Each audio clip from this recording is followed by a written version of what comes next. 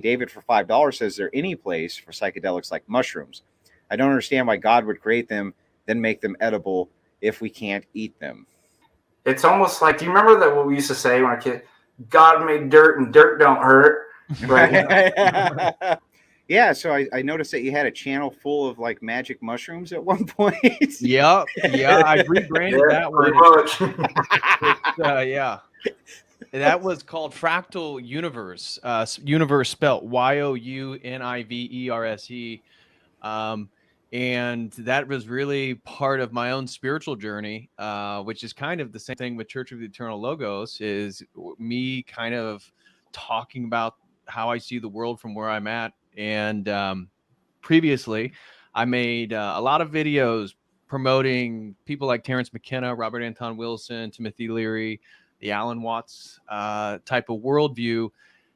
And now I've sort of rebranded that channel as Religious Studies 101. And so it looks very similar to Church of the Eternal Logos now. And I plan on making a lot of videos on just educating people straightforwardly, factually about Buddhism, about world religions, and then so purely just based on the academic study of world religions. And then from there, if they want to hear my personal opinion, they can go over to Church of the Eternal Logos, which I view as more of a sort of ministry and a different vibe than the sort of academic study of religion, although it's obviously tainted with that perception and approach to religion.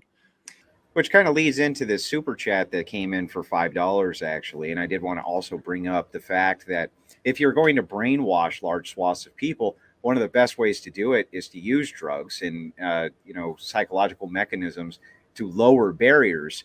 If you were a person who was stalwart in your thoughts when it came to possession, things like this, I'm sure that drugs would lower your aptitude to be able to fight these types of forces off. That seems totally reasonable to me in pretty much, every conceivable way. David for $5 says, there any place for psychedelics like mushrooms? I don't understand why God would create them, then make them edible if we can't eat them. Well, just because something's edible, there's a bunch of poison berries out there. You can find arsenic in. I remember these sorts of kind of arguments that when I was younger and promoting this kind of stuff too, and it was the same thing. It's almost like, do you remember that what we used to say when a kid, God made dirt and dirt don't hurt? Right?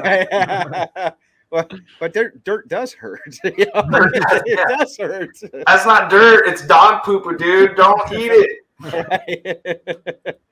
So, I mean, in one sense, anything that exists is good. Right. So there's nothing in a positive state of existence that's actually intrinsically evil. That's a Christian doctrine. Right. So it is about, well, how is it used? Obviously, dirt has its use. Poisons have its use as well. So you really have to look at it that like, well, what are you intending to use it for? Is it a misuse? And that misuse is where there's a sin. There's something going wrong. You're missing the mark of, and it destroys. Misuse either kills you or, destroys your soul or the community around you. So those are the questions that you need to ask. Is there any type of medical use with magic mushrooms? I do know that they're actually from the synthesized magic mushroom, the psilocybin, using them for cluster headaches. Yep. Right? Yep. But I don't think that, they're probably doing it pretty mild doses. They're not like going out of their mind or something like that. That would seem to me to be an appropriate use. Right. Well, and like you were saying, it depends on how you're approaching everything, because everything's laden with our presuppositions. So if you're approaching it as the sort of Christian front of mind as you're talking about, we exist right now in a fallen state. And so unfortunately, things aren't in the state of their pure goodness, and are the inebriating substances that exist in nature forms or variations or typologies of what the fruit of the tree of knowledge would have been if we didn't fall. Some type of because these psychedelics are perceived, and I think what's being insinuated in the question is somehow it's an elevating spiritual force, And therefore, why would God create something that allows me to engage in a process of inebriation that elevates me spiritually? Well, it depends on how you're even understanding and what is the advancement of spirituality in the first place. Well, What like does that look Patrick, like? like you always said too, first of all, and with my epistemology, I'm always doing this. How do you know that you're in a heightened and a better spiritual state, right? How do you know that you're knowing something, right? I'm always kind of Yes. applying this question. And as you point out, the psychedelic community, the kind of new age community, a very kind of naivism of like, well, because it feels good, right? I have this kind of phenomenology where, and the other thing too is that not just in the New Age, but I would also say within a lot of the Protestant sects and a lot of religion, there is no concept of self-deception, delusion, a prelist. So that's a great epistemological question, that you think that you think you're Jesus and can fly out there. Right. It's not actually true, and you end up killing yourself or something like. How do you actually determine that you're having a good religious experience, that you're contacting good entities, right? Because they told you, Right. they told you like, oh, we're good, and I'm giving you a good feeling. Cannot human beings who are far less than demons fool you in that? Con artists, right? I got a good feeling from this guy, and then all your money's gone out of your account. And that's Sprinkle not some to say shrooms that on it. people haven't got in inebriating states and had true insight. For example, me quitting them was from me doing them. And so it's much more complicated than just these simple answers. And okay, is the clinical research that John Hopkins, and we know what John Hopkins is associated with, but is the clinical research looking at PTSD and the use of MDMA and the use of psilocybin and moderated doses within clinical trials, is it having positive beneficial results? Yes. Psychedelics dissolve boundaries at the phenomenological level, at the conceptual level. That is what they do. And so if you are having a problem where maybe you went to Afghanistan and you're reliving in a sort of boundary filled reality of memories and trauma, yeah, I could imagine that having a constructed experience where somebody gives you something that dissolves those boundaries, that allows you to get outside of it, and then you can better incorporate or understand that experience. Yeah, that might have positive beneficial effects. But when you dissolve boundaries, that also dissolves the boundaries between you and potentially the demonic or prelest or deception. And so what you're doing is you're really opening up, because where is the mind? Again, you're talking about the logisme. Where does the mind exist? I know where my brain is. I know where I'm at geographically, but where is the mind? And that's why the mind is the battlefield for our spiritual world. And I'm sure Brother Gustin probably talked about that in the part 2 that you're discussing. But where does the mind exist? And that's what psychedelic is, mind manifesting. That's literally what it meant when it was constructed by Humphrey Osmond. So then the other term they use is entheogen, which was developed by Carl A.P. Rock, and that is God within. So that is a theological presupposition that what psychedelics do then is dissolve boundaries, conceptual, cultural boundaries that prevent you from realizing that you are God.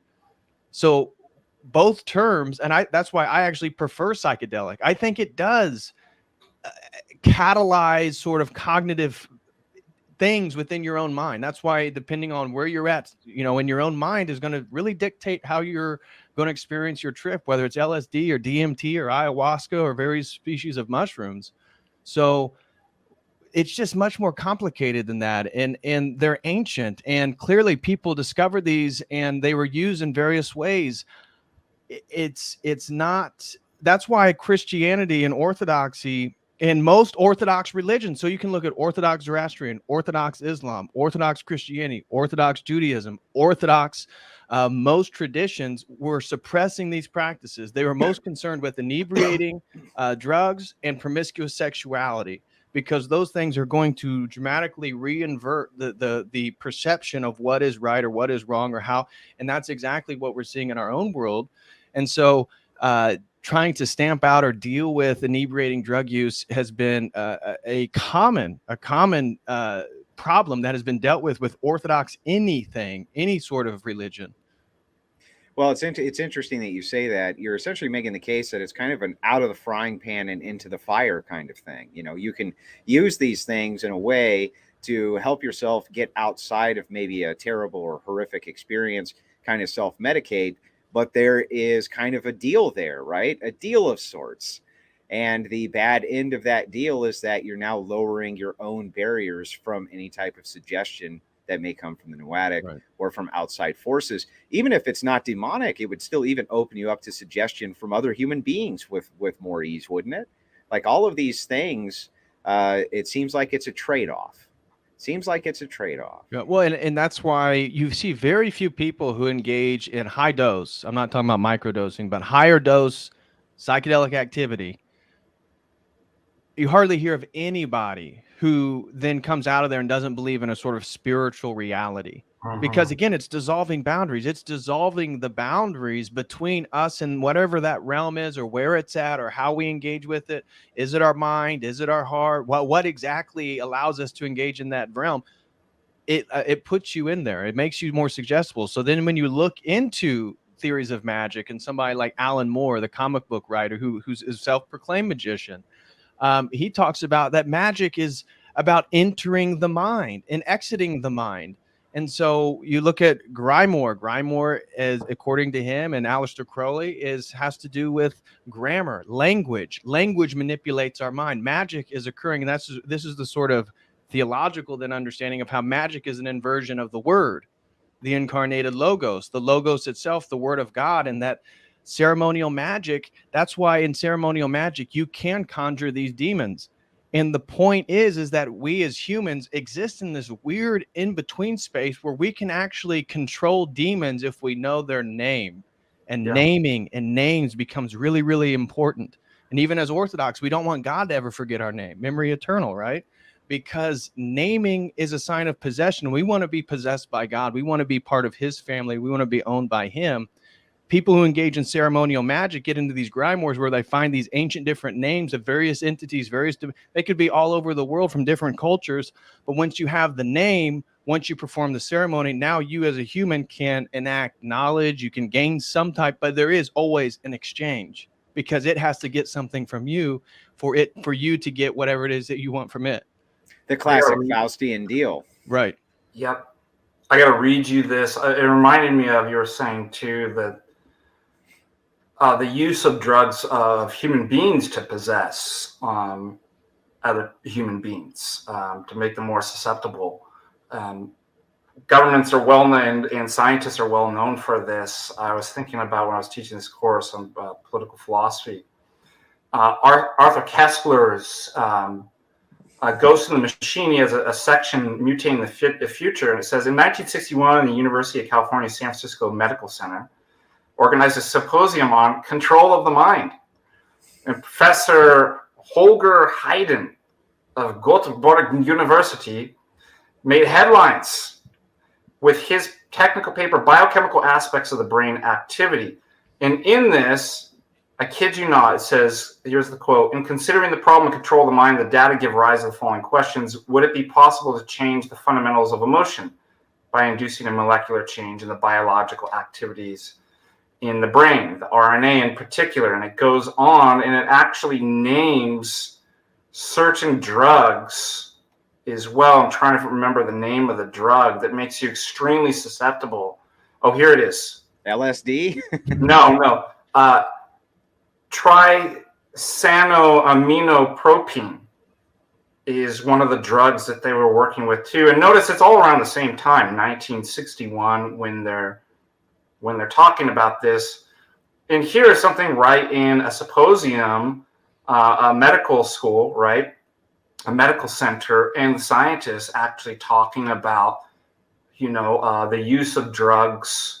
And what's interesting about the tricyanoaminopropine, it's not like a psychedelic. You're not going to have this kind of, dissolution and breakdown, loss of ego and stuff like that as a psychedelic experience. They're already messing around with drugs that could make you extremely susceptible, because he goes in here, through mass communications and media, right? So you're using media and a kind of polypharmacy. They're already going, we got to get into this. This sounds awesome. Right. So there is a type of, like, even without getting into, if one were an atheist or something like that, you have a concept of possession, using drugs and to manipulate and control somebody's mind. There's a loss of will to deceive them. Is it that far out to actually think that, there is a God, if there is a God, and that obviously even more intelligent beings that were not beneficent would actually want to do this too. I bet those glasses make you see better.